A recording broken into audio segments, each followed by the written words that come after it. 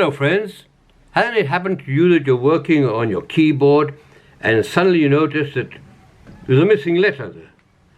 Now, I know that's the E, but I like to see it because when I'm working fast, I want to automatically throw my fingers onto the keys that are visible, and that distracts me.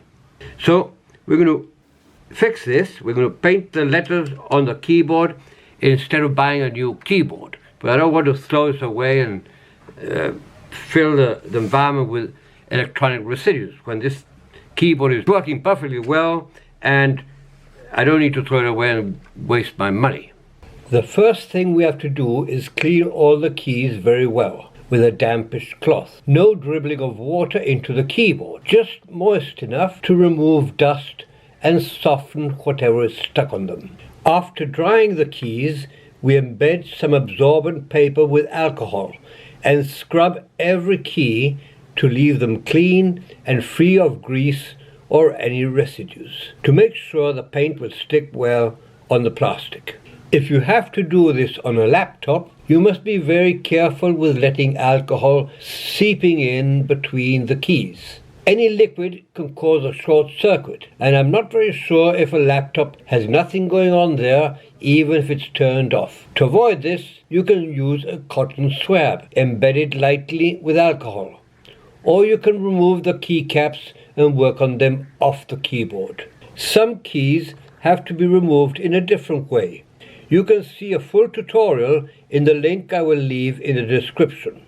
There are many methods for restoring the letters of a keyboard, starting with those letter sets or stickers sold for this purpose, and sticking them on to each key. But as I like cost-effective methods, I won't show you these. With that money, I can buy a new keyboard. Another method consists of painting the letters with an oil-based white marker with a fine tip. But this also has a cost, and very soon the letters will be scratched off again.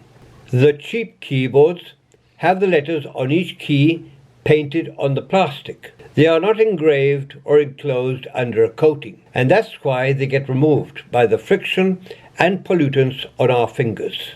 Another very cheap method can be to cover the key with a bit of masking tape.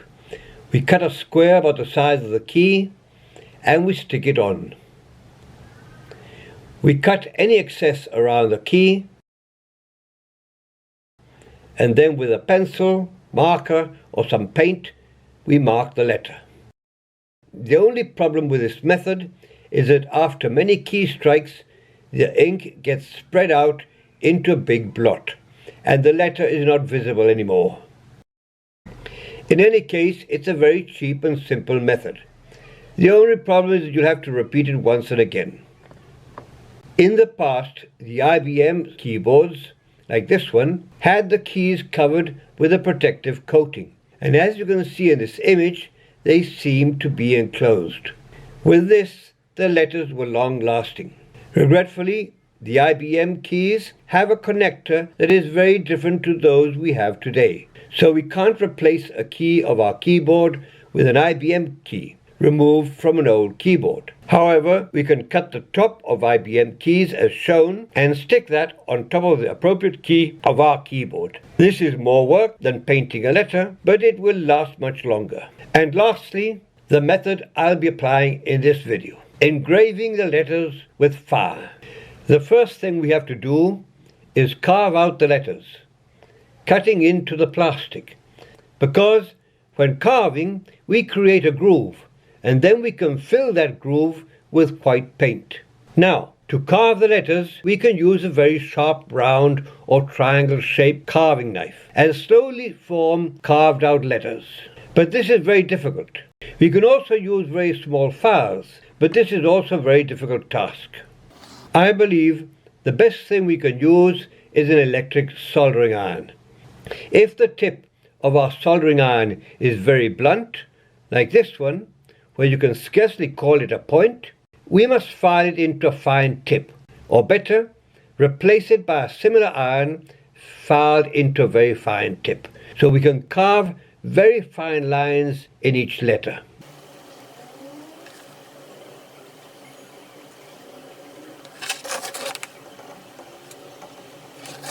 then the E, the R,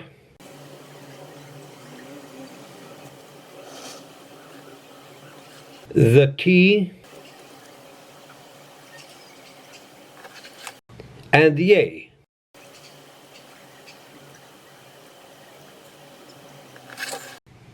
The S. This is a difficult one.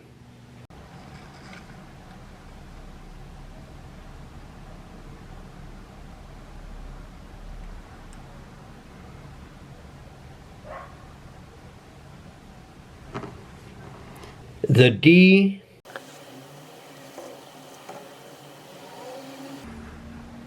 the O,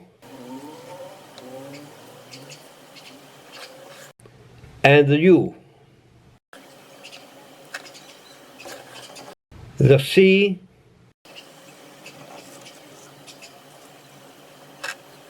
and the N. That's about it. After ploughing through the plastic, we can see some ridges there. But don't worry, when we sandpaper the letters to remove the excess paint, then those ridges will disappear. To paint the letters, I have this acrylic paint I have used for other videos. It includes some white, which we will use, and it is thick enough to form a good layer in the grooves. With this brush, I'll embed a bit of paint.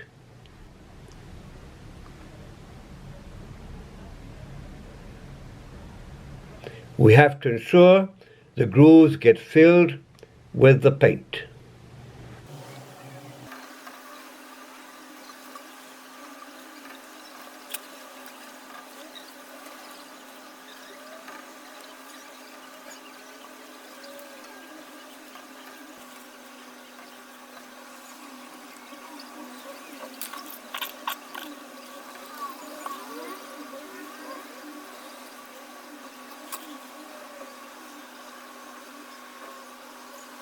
Before it dries up completely, we can remove most of the paint that is outside the grooves.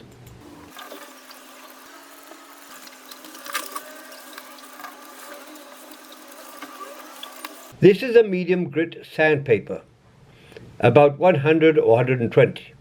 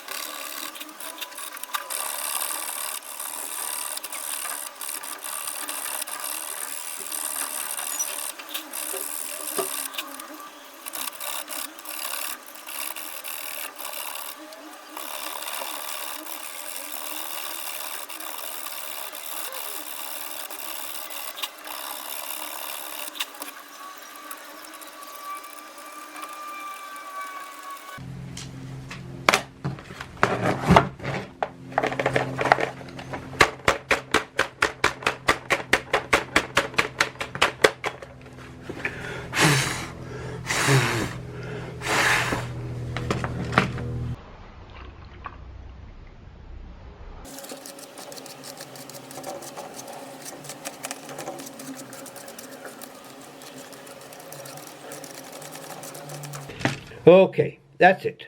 I can't say it looks perfect, but at least I can see the letters. We can identify each letter. No possible confusion.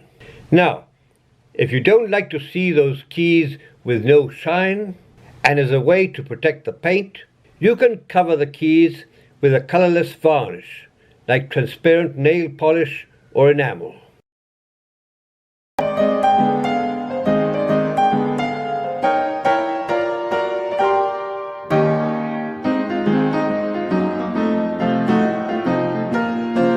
Well friends, I hope you liked this video, and if you did, please remember to give it a thumbs up, share it, subscribe, and thanks for watching. Bye bye.